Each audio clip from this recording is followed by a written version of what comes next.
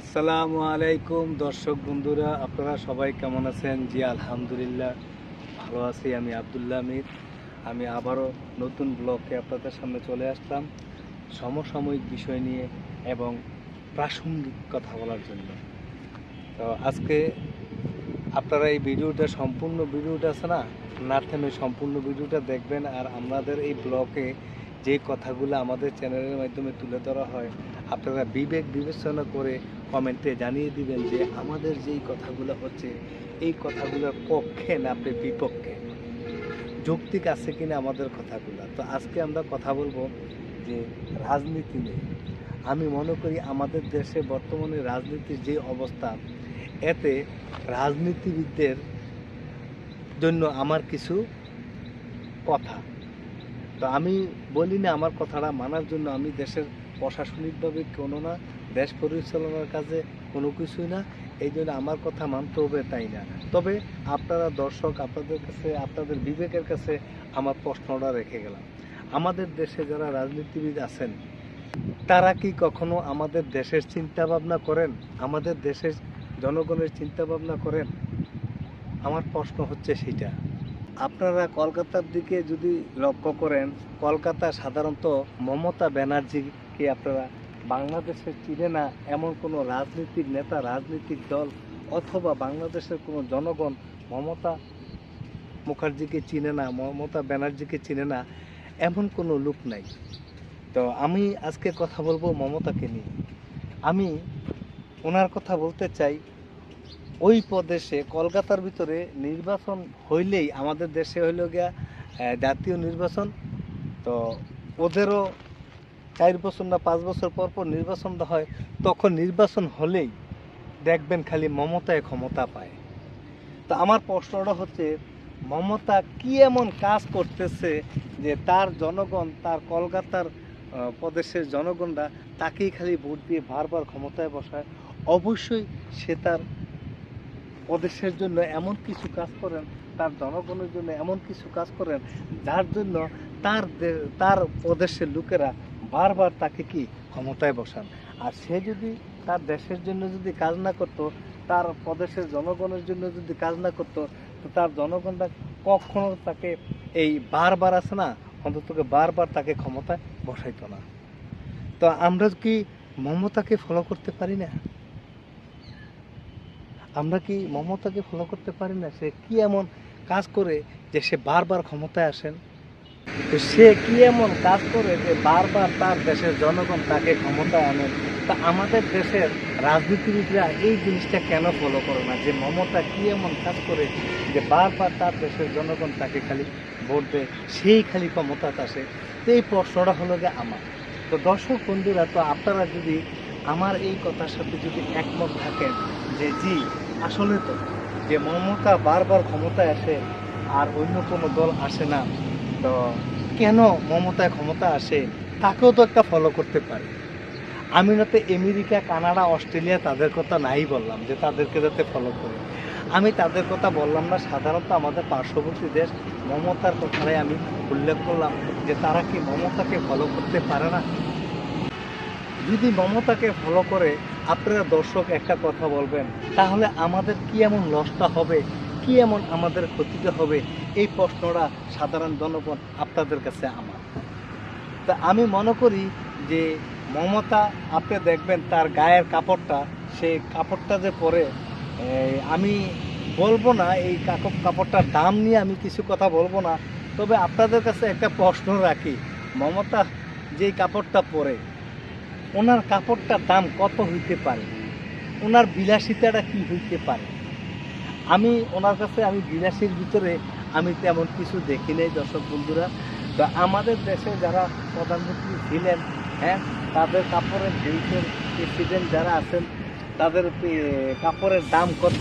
এই প্রশ্নটা আমি আপনাদের কাছে রাখলাম যে মমতা, ওনার কাপড়ের দাম কত, কত টাকার কাপড় ব্যবহার করেন? আর আমাদের দেশের প্রধানমন্ত্রী যারা হন, প্রেসিডেন্ট তারা যারা হন, তারা কত টাকার কাপড় চোপড় করেন? এই জিনিসটা আপনাদের কাছে একটা প্রশ্ন রইল। আপনারা যদি আমাদের এই ভিডিওটা দেখেন, অবশ্যই কমেন্টে উল্লেখ করবেন যে মমতা ব্যানার্জি কাপড়ের দাম বেশি, না আমরা বাংলাদেশের প্রধানমন্ত্রী যারা বিগত আমলে ছিলেন তাদের কাপড়ের দাম বেশি ছিল? তো উনি যে এত বারবার ক্ষমতাত আসেন, উনি কি জোর করে ক্ষমতাত আসেন? পুরা ইন্ডিয়াটা এক সাইড, আর কে মমতা ব্যানার্জি এক সাইড। অথচ মমতার থেকে ক্ষমতাটা কোনোভাবেই, আপনি মোদি এত ক্ষমতাশীল বলেন, তারপরে এর আগে যারা ক্ষমতায় আসছেন, বাজপেয়ী বলেন, যতই বলেন, হ্যাঁ, এদের দিকে খেয়াল করে দেখবেন যে অন্তত পক্ষে মমতার এই এই কলকাতার এই প্রদেশের সিটটা কোনো দল নিতে পারে না। একমাত্র মমতার সেই ফুল মার্কা মনে হয় ওনার মার্কাটা, হ্যাঁ, ওনাকে ছাড়া কেউ এই প্রদেশটা কেউ ক্ষমতাতে আসতে পারে না। ভারতে অনেক বড় রাজনৈতিক দল আছে, আপনারা দেখবেন যে কংগ্রেস বলেন, তারপরে বিজেপি বলেন, তারাই মূলত কি অনেক বছর ধরে ইন্ডিয়াকে শাসন করে আসছেন।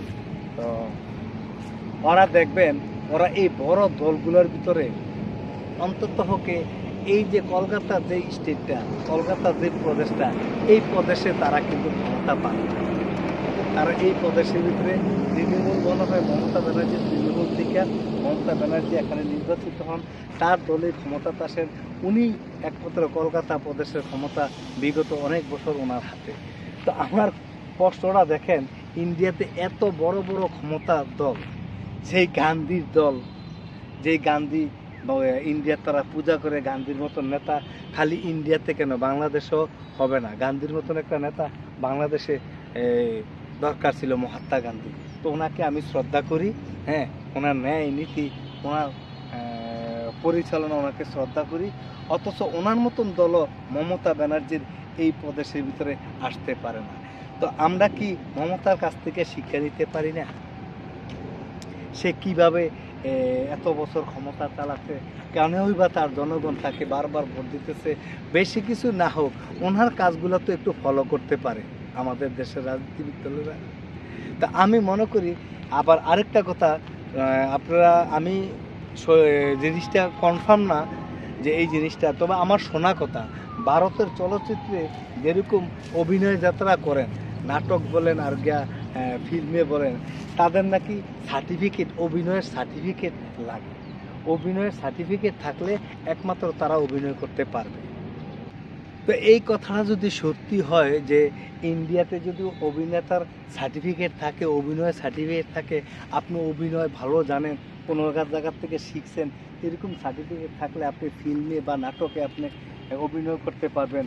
তো এই কথাটাও যদি সত্য হয়ে থাকে, তাহলে আমি মনে করব বাংলাদেশে যারা রাজনীতি করেন, আমি মনে করি তাদের এরকম সার্টিফিকেট থাকা দরকার, যে রাজনীতি নিয়ে লেখাপড়া করছে, ক্ষমতায় আসলে কি করতে হবে, দেশের জনগণের জন্য কি করতে হবে। আমাদের বাংলাদেশের সংবিধানের ভিতরে যা সংবিধান আছে, আমি বলি না যে সংবিধান চেঞ্জ করতে, আমি বলি সংবিধানের সাথে অ্যাড করো যে বাংলাদেশে যারা রাজনীতি করবেন, দেশ পরিচালনার কাজে যারা নিয়োজিত থাকবেন, তাদেরও সার্টিফিকেট থাকতে হবে। আর এই সার্টিফিকেটটা করা হবে এইভাবে যে দেশ কিভাবে পরিচালনা করা হবে, জনগণকে কি করা হবে, দেশের জন্য কি করা হবে, দেশের উন্নতির জন্য কি কাজ করা হবে, জনগণের উন্নতির জন্য কি করা হবে, জনগণের আইন শৃঙ্খলার জন্য কি কাজ করা হবে, এইসব বিষয়ের উপরে তাদেরকে ট্রেনিং করানো হবে, লেখাপড়া করানো হবে। এই জিনিসটা দেশের জন্য করা যাবে, এই জিনিসটা দেশের জন্য করা যাবে না, দেশদ্রোহী কাজ করা যাবে না, এইসবের উপরে তাদেরকে লেখাপড়া করায় তাদেরকে একটা সার্টিফিকেট দিতে হবে। তারা যদি ওই লেখাপড়ায়, যদি আমাদের শর্ত থাকতে হবে রাজনৈতিক দলের ভিতরে, বাংলাদেশ সংবিধানের ভিতরে একটা রুলস জারি করে দিব যে যারা রাজনীতি করবেন, যেই দলের ক্ষমতাতে আসবেন, তাদের প্রত্যেকটা নেতা এই সার্টিফিকেট থাকতে হবে। আর একটা নিয়ম নীতি করে দেওয়ার দরকার বাংলাদেশ সংবিধানের ভিতরে, যে যারা ক্ষমতায় আসবেন তাদের যদি একটা দুর্নীতি ধরা হয়, তারা যদি কোনো অবৈধ কাজের সাথে সম্পৃক্ত থাকে, তারা যদি ক্ষমতায় আসার পরে আলাদাভাবে কোনো ব্যবসার সাথে জড়িত থাকে, তাদেরকে এই সংসদ সদস্য বাতিল করা হবে, ওই দলের নিবন্ধন বাতিল করা হবে, অথবা ওই দলের ক্ষমতারা তারা লিখিত দিবে যে তারা এদেশে দেশ চালানোর অযোগ্য, তারা পদত্যাগ করব স্বেচ্ছায়। এরকম একটা নিয়ম করে একটা করা দরকার। এই নিয়মটার ভিতরে যারা বলবে যে আমি এই কাজটা করতে পারবো, এটার উপরে ট্রেনিং থাকবে, এগুলো মুখস্থ থাকবে, তাদেরকে একটা সার্টিফিকেট দেওয়া হইব সে একদম রাজনীতিবিদ। যেরকম আমরা সাধারণত কোনো জায়গায় চাকরির জন্য কোনো জায়গায় কিছু করতে হলে আমাদের একটা চারিত্রিক সনদ লাগে, সেরকম রাজনীতিবিদদের একটা চারিত্রিক সনদের দরকার আছে। সনদটা কীভাবে হবে এটা পর্যায়ক্রমে আমরা আমাদের দলের চ্যানেলের মাধ্যমে বলবো, অথবা আপনারা মতামতটা জানিয়ে দিবেন। তবে দর্শক বন্ধুরা, আমি প্রাসঙ্গিক কথা বলার চেষ্টা করি, সমসাময়িক বিষয় নিয়ে আমি কথা বলার চেষ্টা করি, আমাদের চ্যানেলে তুলে ধরার চেষ্টা করি। তো আপনারা অবশ্যই আমাদের চ্যানেলটাকে সাবস্ক্রাইব করে বন্ধু করে আমাদের চ্যানেলের সঙ্গেই থাকবেন, আর আমাদের ভিডিওগুলো একটু দেখবেন যে আমরা কী নিয়ে কথা বলি। আমরা খালি হাসাই না, খালি কাঁদাই না, কোনো কিছু করি না। আমরা মূলত সমসাময়িক বিষয় নিয়ে কথা বলার চেষ্টা করি, দেশ পরিবর্তন নিয়ে কথা বলার চেষ্টা করি। তো এই কথাগুলো যদি আপনাদের ভালো লাগে, অবশ্যই আপনারা কমেন্টে আছে না, আপনারা বলে যাবেন। তো ভালো থাকুন, সুস্থ থাকুন, আবার কোনো এক বিষয় নিয়ে আপনাদের সামনে চলে আসবো। আমি আব্দুল্লাহ আহমেদ। ভালো থাকুন, সুস্থ থাকুন, আল্লাহ হাফেজ। বাংলাদেশ জিন্দাবাদ।